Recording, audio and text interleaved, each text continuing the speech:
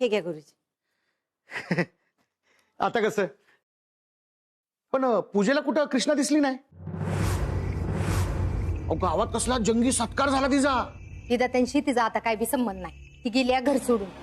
एका अर्थाने ते बरंच झालं म्हणा. मी जी केलं ती फायद्याच केलं का नाही? आहे का नाही गुरु?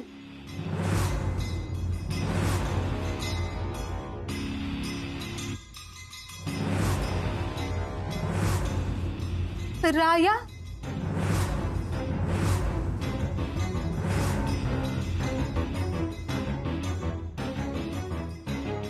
राया राया, अरे आम्ही बस.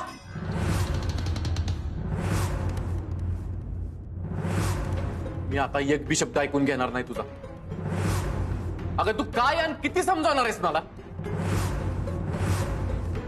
हे बघ राया, त्यांनी जे केलं ते तुझ्या. गुरुजी, तुम्ही अजिबात मध्ये बोलायचं नाही.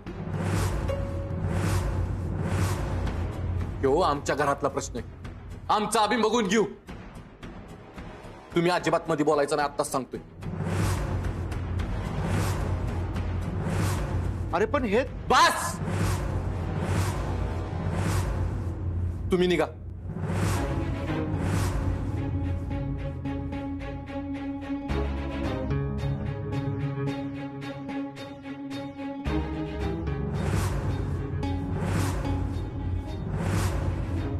तू असं वागशील असं वाटलं नव्हतं आई मला. तू लई गोष्टीला पॉलत माझ्यापासनं. पण आता मला सगळं खरं खरं सांगायचं. जे काय घडलंय ती सगळं. अरे काय विचारतोय मी? हे बघ राया, तू उगीच डोक्यात राग कालवून घेऊ नकोस. मी काहीही केलेलं नाहीये आणि जे केलंय ते तुझ्या चांगल्यासाठीच केलंय. कृष्णाच्या आयुष्याशी खेळलीस. मला अंधारात ठेवलंस. माझ्या कृष्णाला माझ्यापासून लांब केलंस. काय चांगलं केलं तू माझ्यासाठी? तुला जर एवढीच काळजी असती ना माझी, तर लग्नाच्या दिवशी मला विश्वासात घेऊन सगळं सांगितलं असतंस. पण तू नुसता आयुष्याचा खेळ लावलायस माझ्या. का लावलायस खेळ?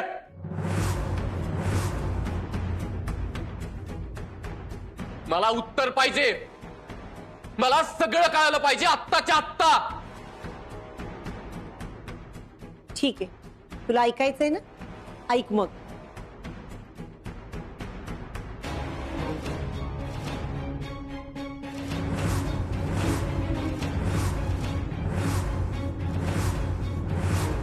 आता सांग, यात काय चुकलं माझं?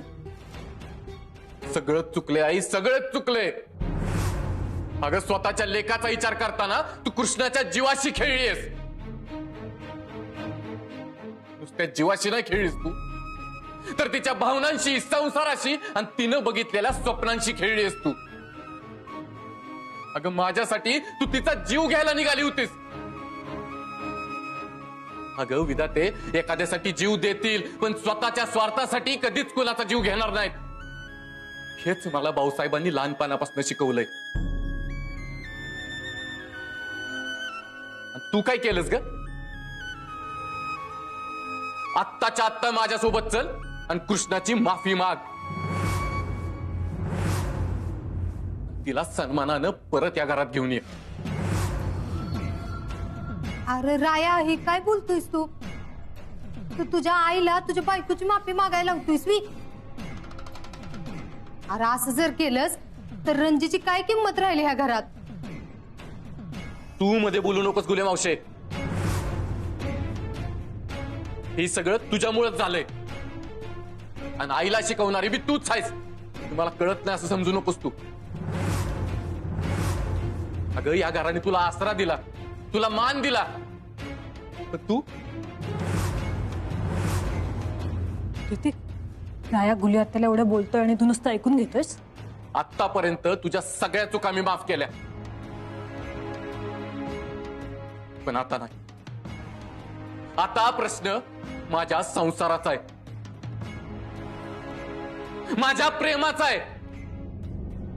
आता जर ह्याच्या मध्ये मध्ये केलंस ना तर बघच राया बास.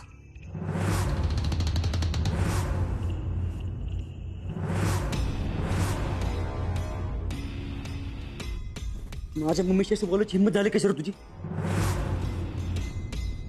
तू स्वतःला कोण समजतोस रे? ती मम्मी माझी आणि तुझी मावशी.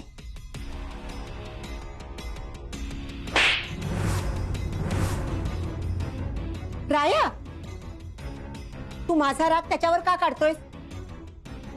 मी काही खपून घेणार नाहीये राया. तुला काय वाटलं, तू असं माणसांना मारलंस, आवाज चढवलास की मी जाईन आणि त्या कृष्णाची माफी मागी? काहीही झालं तरी मी तिची माफी मागायला जाणार नाही. तू माझा जीव जरी घेतलास ना तरी मी कृष्णाची माफी मागायला जाणार नाही म्हणजे नाही.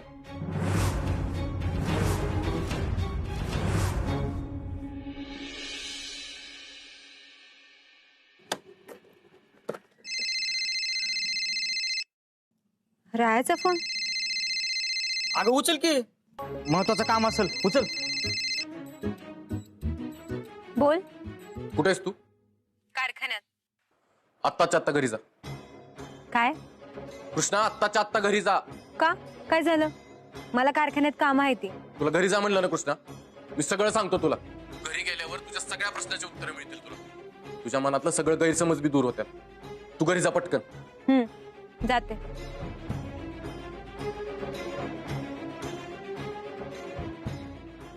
कृष्णा तिच्या घरी गेली. चला निघायचं का आपण? राया, मी कृष्णाची माफी मागायला जाणार नाही म्हणजे नाही. का मागायची रे माफी तिची? कोण आहे ती? आपल्याकडे काम करणारी पोरगीच ना. आपल्या पैशांवर जगतीये ती. आपण तिला सून करून मोठं करून आणलं इथं. आपण मान दिलाय तिला. तिने याची जाणीव नको ठेवायला? वय राया, बरोबरच बोलत्या की रंजी. आणि कृष्णी कशी वागत्या रंजी बरोबर. एक काम तर करत्या का घरातलं? तिला निस्ता पैसा पाहिजे, पैशासाठीच करत्या समदही. मावशे बस. इथून पुढे एक बी चुकीचा शब्द मी कृष्णाबद्दल ऐकून घेणार नाही. तू जिच्याबद्दल बोलतीयस ना ती बायको आहे माझी. आणि पैशाच्या कसल्या वार्ता करतेस ग तू? अगं राज्यात सीएच्या परीक्षेत पहिली आल्यानंतर लोकांनी भेट बक्षीस म्हणून दिलेला सगळा पैसा तिनं गरीब मुलांच्या शिक्षणासाठी दिलाय. अगं लाखोंच्या घरात रक्कम होती ती. आणि आपण कुणाबद्दल काय बोलतो ह्याचं तरी भान ठेवत जा. आज तुम्हाला काय बी करून कृष्णाची माफी मागावीच लागल. ऋतिक, राया गुलियात्याला माफी मागायला लावतो. लाव लाव, मला तुझ्या बायकोचे पाय पकडायला लाव. तुला लहानाचा मोठा केला, त्याचं हे पांग फेडलं सोय. आतापर्यंत माझ्या आधी तुझा विचार करत आले मी. मला नाही काही मिळालं तरी चालेल, पण माझ्या रायाच्या पायाशी सगळ्या सुखांनी पायघड्या घातल्या पाहिजेत. सगळ्यांनी त्याचा मान केला पाहिजे, यासाठी झटत आले मी. आणि आज तूच मला माझी मान खाली घालून तुझ्या बायकोची माफी मागायला चल म्हणतोयस. राया वय आर, आता तूच सांग, आम्ही जर अशी कृष्णीची माफी मागितली तर गावात काही इज्जत राहील आमची? लोक शान घालतील तोंडात. हो, आणि तुम्ही या घरातल्या मुलासाठी दुसऱ्याच्या पोरीच्या आयुष्याची वाट लावली, तिचं फसवून लग्न केलं. हे कळाल्यावरती ते शेण नाही घालणार का तोंडात तुमच्या? आणि माझं खोटं बोलून लग्न लावताना नाही आठवली तुम्हाला तुमची इज्जत? कृष्णाच्या आयुष्याचा खेळ करताना नाही आठवली तुम्हाला तुमची इज्जत? तुमच्यामुळं कृष्णाचा माझ्या बाबतीत गैरसमज झालाय. तिला वाटतंय की मी या सगळ्या प्लॅन मध्ये सामील होतो तुमच्यासोबत. तुम्हाला माझ्यासोबत येऊन तिला सगळं काय ते खरं सांगितलं पाहिजे, ते बी तुमच्या तोंडून. चला. राया, काही गरज नाहीये तिला स्पष्टीकरण द्यायची. तिची ती घर सोडून गेली, तिची ती स्वतःहून परत येईल. वय राया, बरोबरच म्हणते रंजी. आपण कशाला तिच्या माग माग करायचं? हिदा त्यासनी काही इज्जत बिज्जत आहे का नाही? मी म्हणलं ना चला.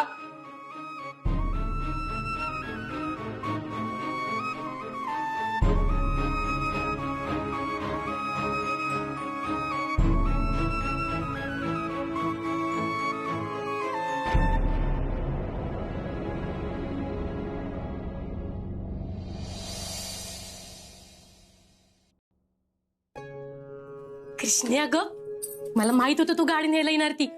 कवापासून गाडीवर ध्यान ठेवून होते मी, कुणालाच हात लावू दिला नाही. ही गाडी बिडी न्यायला नाही आली. अयो, तू गाडी न्यायला नाही आलीस वय? अगं मग कशा पाहिली माघारी? काही राहिलंय का तुझं? भया, या गाडीच्या पायात मी डबाच द्यायची विसरले बहुतेक. थांब. अगं बाय माझे काय डबा बिबा विसरलेले नाहीये मी. डबा नाही विसरला, काहीच नाही विसरलं. मुंजा, अरे तू गाडी चालवली नाहीस का? गाडी पाडून बिडून ठेवलीस का काय? अरे किती वेळ सांगितलं गाडी नीट चालवत जा, नीट चालवत जा. माग एकदा हळ घेतली होतीस ना मोडून. हा मामी अरला का तू आता मला मारू मारू हाडकं मोडशील. गाडी बघ, बाहेर बघ बरं, काय झालं का त्याला? अगं गाडीला काय नाही झालेलं आणि मी आम्ही काय नाही केलेलं. आणि मामी, कृष्णा माझ्या गाडीच्या पाठीमागे बसल्यावर मी गाडी काळजीने चालवलं का नाही? गाडीला बी काही झालं नाही आणि डबा बी नाही विसरलास. अरे मग का आला माघारी तुम्ही? कृष्णे, तुला बरं वाटत नाही का ग? त्या सत्काराच्या कार्यक्रमाला लई माणसं होती बघ, बहुतेक दृष्ट लागली असं तुला. दृष्ट काढते. अगं मामे मला दृष्ट बिष्ट काय बी लागलेली नाही. तुला सांगते थांब. आम्ही कारखान्यात गेलो तेव्हा रायाचा फोन आला होता घरी जा म्हणून मी आले. म्हणजे जाऊ बापू तुला न्यायला येत आहेत? त्यांचं वचन बहुतेक आज पूर्ण करतायत ते. हे ऐकायला माझं कान कधीपासून तरसले होते. मी तयारी करते काय. मला नाही वाटत तुम्हाला न्यायला येणार आहे ती. फोनवर आवाज त्याचा लई चिडल्यासारखा येत होता. बहुतेक मी त्याचं गिफ्ट घेतलं नाही म्हणून रागवला असेल. या लवकर. राया राया राज काय करतोयस? कृष्णा, कृष्णा बाहेर ये. राया सोड की. अरे काय करतोय? सोड दे जा. तू खल ना.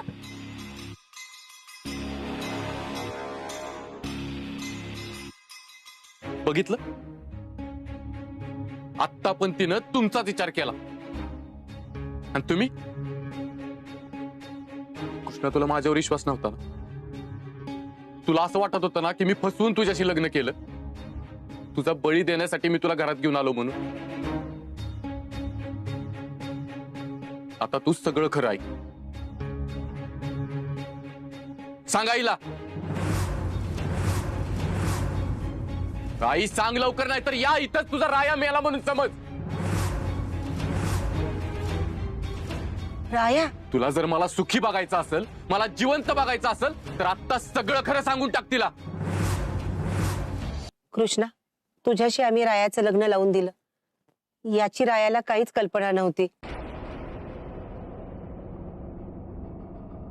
गुरुजींनी भाकीत केलं रायाची पहिली बायको मरणार आहे, तेव्हा आमच्या पायाखालची जमीन सरकली. आम्हाला कुणालाच कळत नव्हतं काय करावं ते. आम्हाला रायाचं लग्न अंतराशी लावून द्यायचं होतं. या डोळ्यांनी तिचं मरण बघायचं नव्हतं. याची रायाला काहीच कल्पना नव्हती, म्हणून रायाला अंधारात ठेवून आम्ही. या मुलाचा पहिल्यांदा ज्या मुलीशी विवाह होईल ती मुलगी अल्पायुषी ठरेल.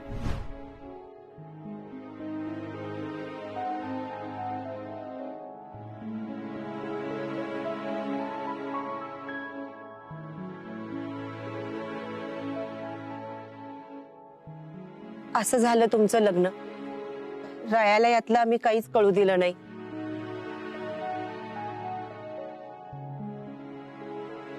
कृष्णा, अगं यो राया एवढा बी वाईट नाहीये ग.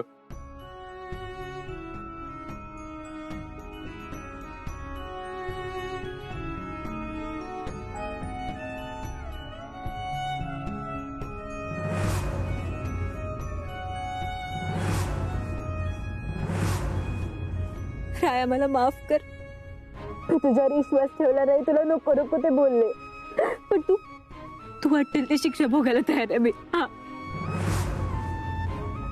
आता आयुष्यात माझ्यापासून कधीच लांब जाऊ नकोस, मला कधीच एकटं सोडू नकोस. हीच शिक्षा मला तुला द्यायची आहे.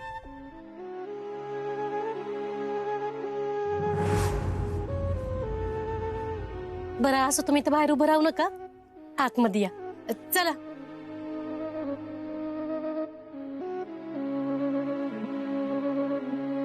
ठीक आहे, तोंड गोड करा. मी काय म्हणते, आपण झालं गेलं समजा विसरून जाऊया. तसं बी या आशावादाने कुणाचंच भलं होत नाही बघा. धरा, तुम्ही बसा, मी आलेच.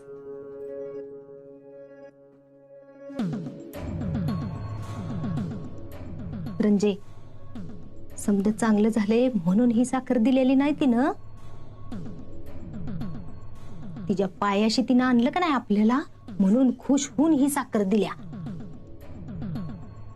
राया, तू मला समजून घेतलंस, मला माफ केलंस, त्याबद्दल तुझे आभार कसे मानू हेच समजना झालंय मला. अजिबात मानायचं नाहीत. अगं नवरा आहे मी तुझा, आणि हलक्यात कामच नसतंय आपलं. तुला मिळवण्यासाठी अख्ख्या जगाशी म्हटलं तरी लढलो असतो मी.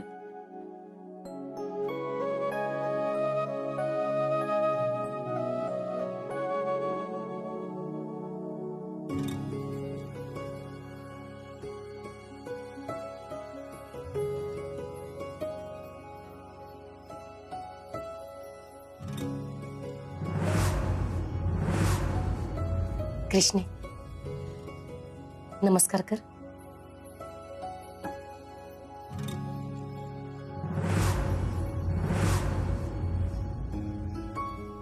राया, आता सगळं विसरून जा की. मला आपलं घर आनंदी आणि हसत खेळत बघायचं आहे. आत्यासनी माफ कर ना.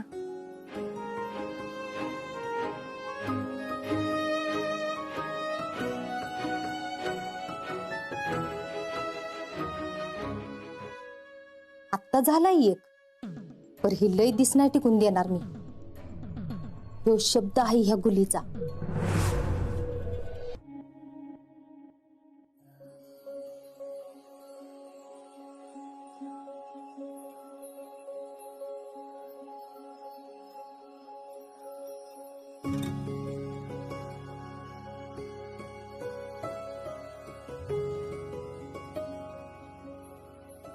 कृष्णा, परत अशी कधीच वागू नकोस माझ्याशी. मी नाही जगू शकत ग तुझ्याशिवाय. आपल्यात जर काही गैरसमज झाले ना, तर माझ्यापासून लांब जाण्यापेक्षा माझ्याशी बोल, भांड किंवा त्याचा जाब विचार, पण अशी रुसून निघून जाऊ नकोस ग. इथनं पुढं आपण आपल्यातली प्रत्येक गोष्ट बोलून सोडवायची. आता इथनं पुढं मी कधीच रुसून नाही जाणार. जगात काय बी झालं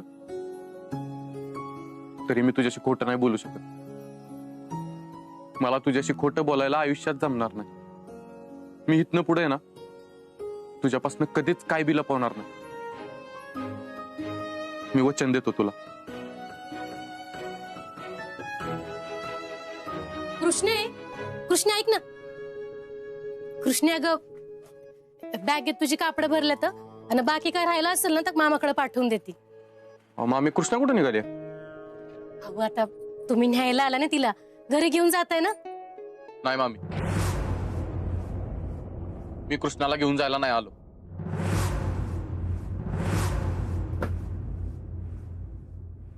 ओव्हर ऍक्टिंग. अरे काय? अहो मामी, तसं नाही.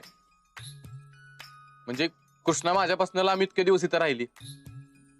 कृष्णा, मी तुला एकदम वाजत गाजत मानानं घरी घेऊन जाणार आहे. वचन दिलंय मी तुला, आणि ते पूर्ण करणार म्हणजे करणारच. हलक्यात कामच नसतंय आपलं.